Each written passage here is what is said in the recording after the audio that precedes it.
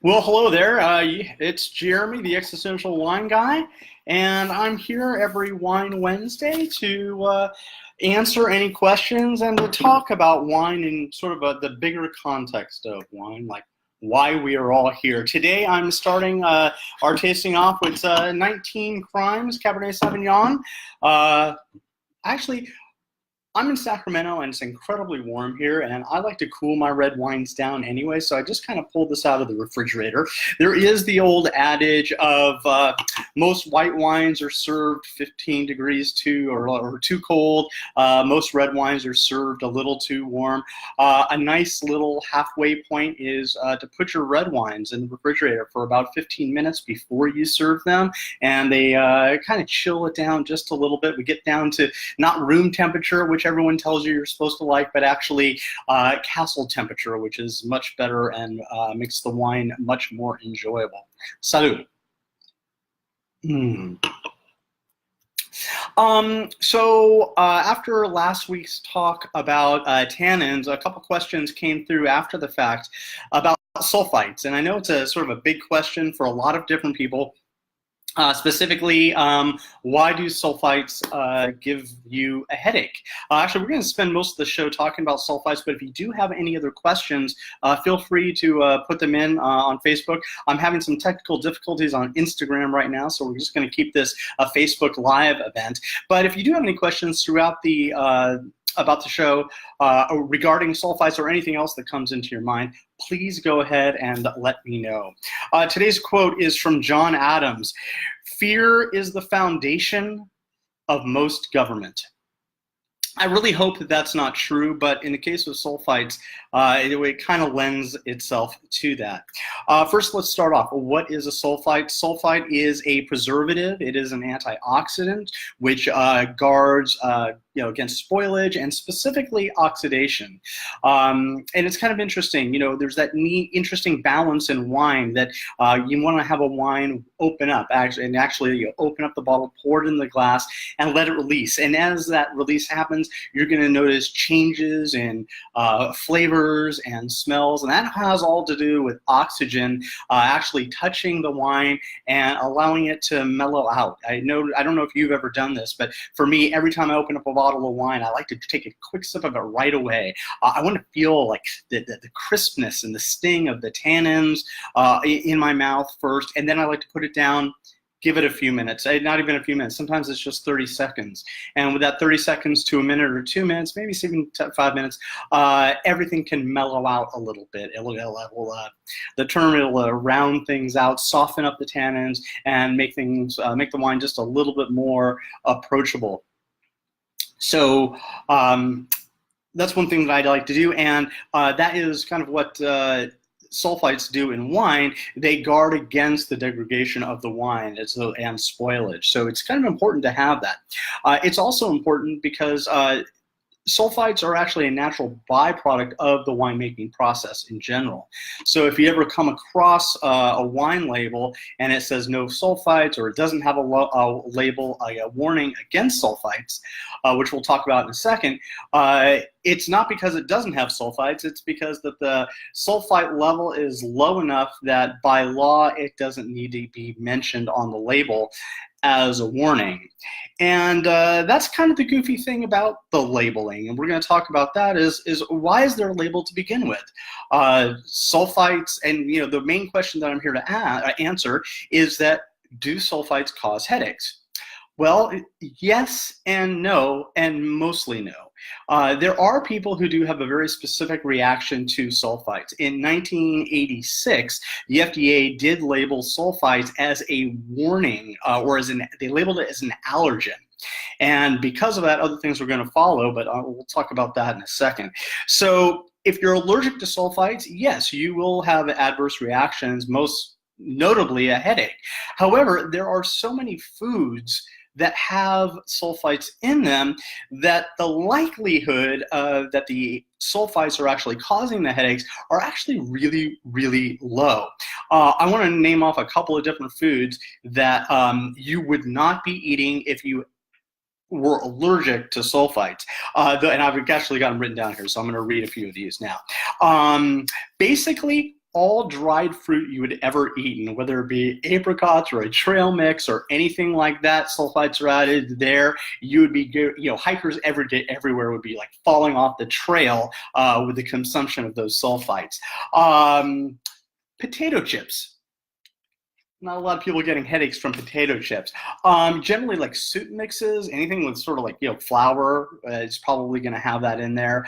A lot of baked goods, other things like broccoli, cabbage, shrimp, and most notably, beer. Yeah, there's a lot of sulfites in beer as well, and yet they're not forced to label it. Kind of interesting, isn't it? We're going to get to that. So why? Well, I guess we should go back in time a little bit to why is wine labeled and not so many other things? Like I was mentioning before, in 1986, the FDA labeled sulfites as an allergen and banned the heavy use of them in certain foods, which led its way to 1988. And young, fast-talking senator from North Carolina by the name of Strom Thurmond, who was, I guess you could classify him as a couple of things. One, he was the guy who voted, one of the guys who voted against so the Civil Rights Act. He was a segregationist, and he was also what you would consider a neo-prohibitionist. And it was his view that you shouldn't have any sort of alcohol in your life. And so he lobbied hard for many years, specifically from the 70s through the late 80s, to have warning labels like on all alcohols. Basically, they're there for you. They want to make sure that there's no you're not going to get sick, or you're not going to become a drunk, that you're going to ruin your life. Basically, take all those choices out of it, and they will legislate these type of warnings. And in 1988, it actually got through. He lobbied and put into action, and this is amazing that sulfites, which basically really don't bother too many people, got voted through the Senate, through the Congress, and then voted on or signed by our president, or the president at the time, that these labels would go into effect. Other interesting things about Strom Thurmond, being that he was a segregationist, that he did vote against the Civil Rights Act. He did also father a mixed-race child of his 15-year-old family maid when he was 22 years old. So, he had that going for him. But basically, this was really not for your protection. It was his way to instill fear to you through in labeling alcohol. Basically, he couldn't outlaw it, so he wanted to make you scared for your behalf and for your health. And I always thought that was a little bit weird. If you're just joining me, it's Jeremy, the Existential Wine Guy, and right now we're talking about sulfites in wine. Would love to hear any questions that you might have. Would love to try to answer those. So the next part of that question is, what is giving you the headache? If you're drinking wine, and specifically red wine that a lot of people have an issue with, they always say, oh gosh, I was in Italy and I drank wine all the time and I never got a headache, and it's because they don't use sulfites. Well, actually that's not true. There are sulfites in Italian wine. Sulfites are added to the winemaking process, and also, like I was saying earlier, sulfites are a natural byproduct of the winemaking process, so absolutely they do. Another thing that European wines in general have, and if you remember this from last week, is they have a much lower alcohol level. That's right. Alcohol affects us in really weird ways, and the level of alcohol in the wine will affect you exponentially. So when you're drinking a wine that is 12.5 to 13% alcohol, like it would be in most of Europe, specifically Italy, Spain, and France, it seems like you can drink it all day and you have no adverse effects. Then you get to a place like California, where I am, and all of a sudden the alcohol levels are much higher. They're 14, 14.5, 15. If you've experienced any of the Zinfandels, from Northern California, you're going to see those alcohol levels anywhere from about actually not even 14.5. It's really rare when you see it like that. Usually it's going to be about the 15% and sometimes even as high as 15.5 and 16%. A glass of that or 2 glasses of that will absolutely start to wear on you if you're not sort of accustomed to it, and will easily give you a headache. So that was a question from Charlene last week. And it was a great question. We have this sort of general fear of sulfites, and that labeling doesn't exist on anything else. You'll still find sulfates in hard liquors. You'll find it certainly in beer, and you'll find it in your own body. I think that there's a stat I read one place where you can eat like a slice of bread, and you will have 10 times the amount of sulfites as a result of digestion in your body, 10 times you would have rather than drinking a glass of wine. So 1 glass of wine, eat a piece of bread, and you'll have 10 times the sulfites of that 1 glass of wine. So I always thought that was pretty fascinating.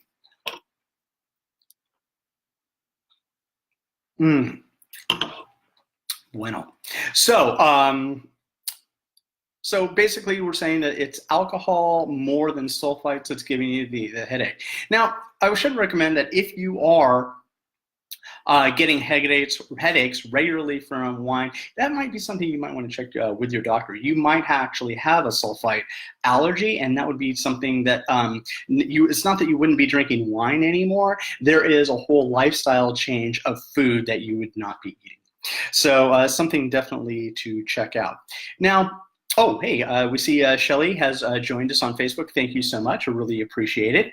It's always good to hear from you, or see that you're there. So now, what if you're in the United States and you want to find wines that are at the very least low in sulfite and low in alcohol?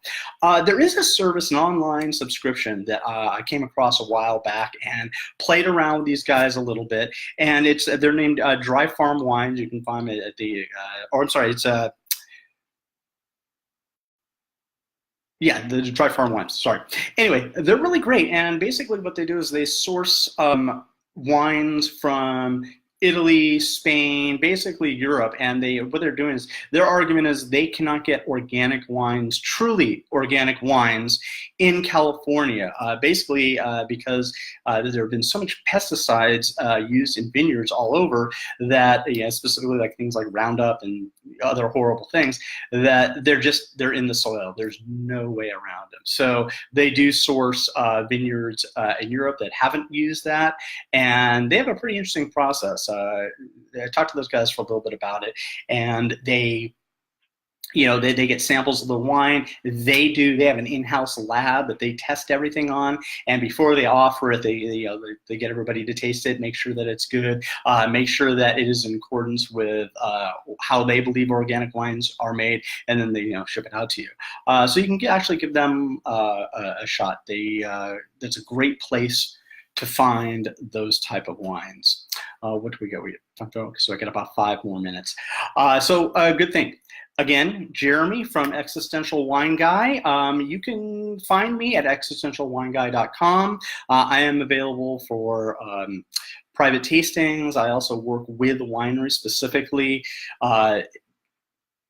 to train staff in sort of like, fine tune that customer experience, as well as a lot of front of house stuff, and whether it be accounting, inventory, or just making sure you are getting the most out of your tasting room. So again, existentialwineguy.com. I also just wanted to talk a little bit about the politics of fear, and how it was interesting that this senator from South Carolina,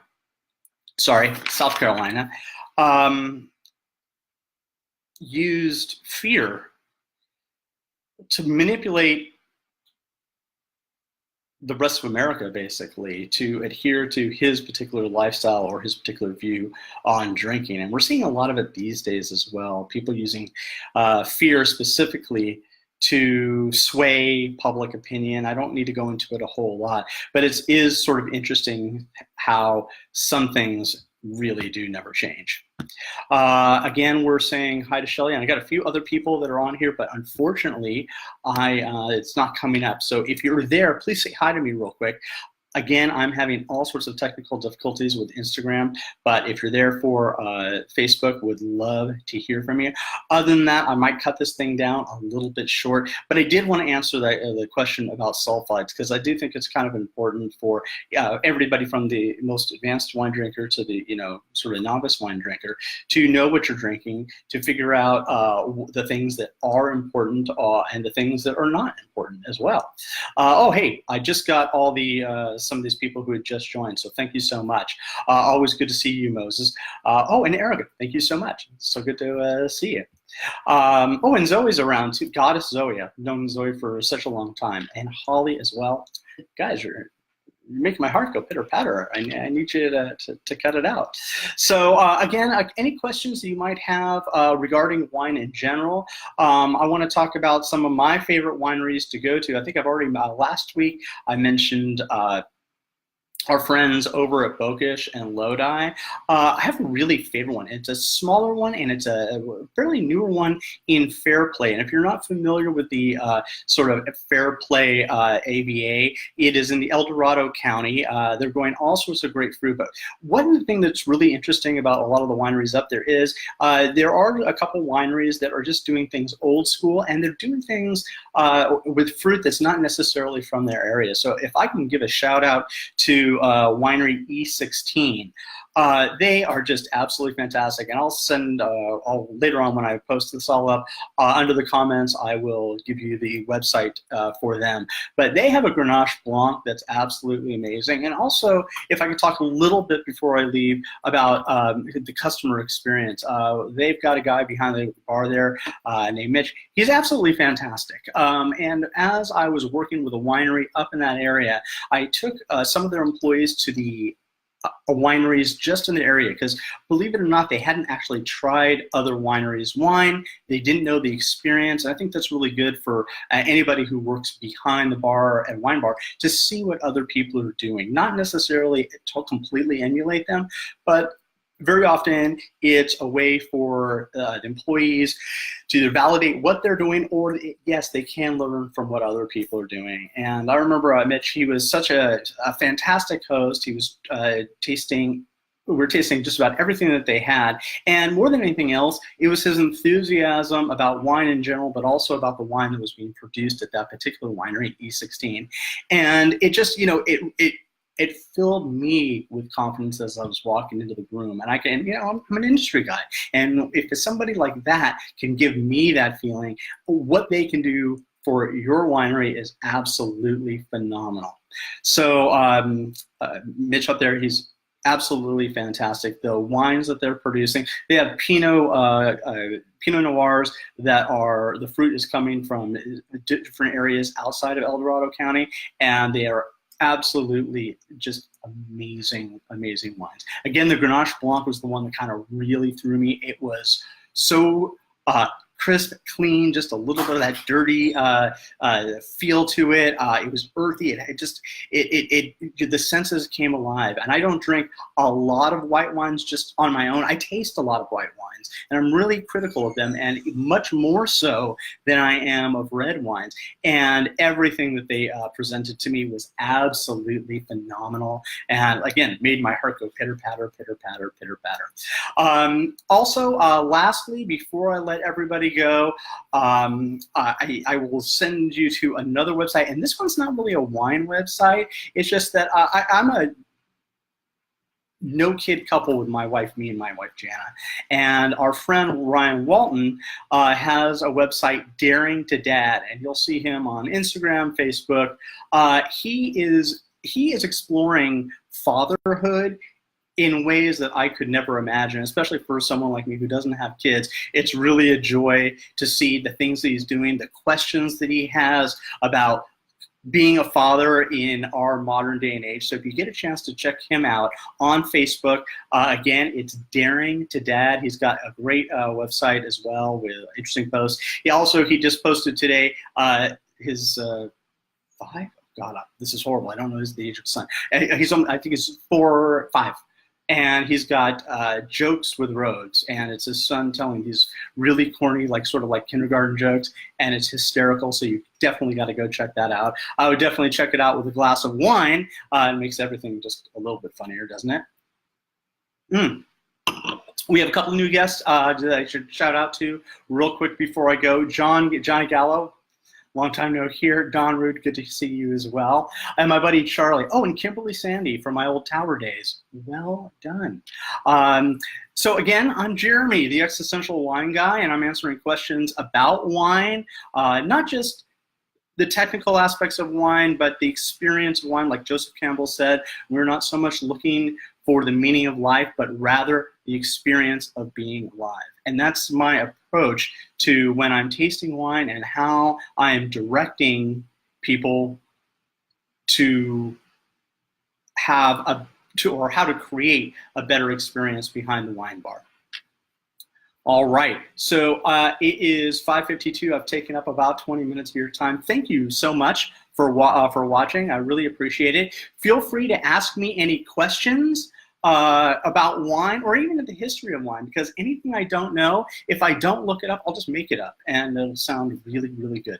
I'm kidding. I actually do look all this stuff up ahead of time, because one thing that I think is interesting about wine is that I was never really super interested in history in general, but I find that when I'm looking up things that I am passionate about, whether it is wine or film, I get super excited about it and I want to know everything about it. And that includes history.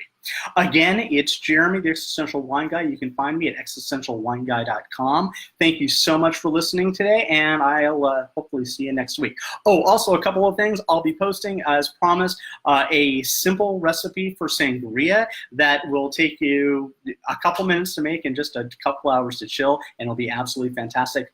Keep a lookout for that. Talk to you guys soon. Cheers.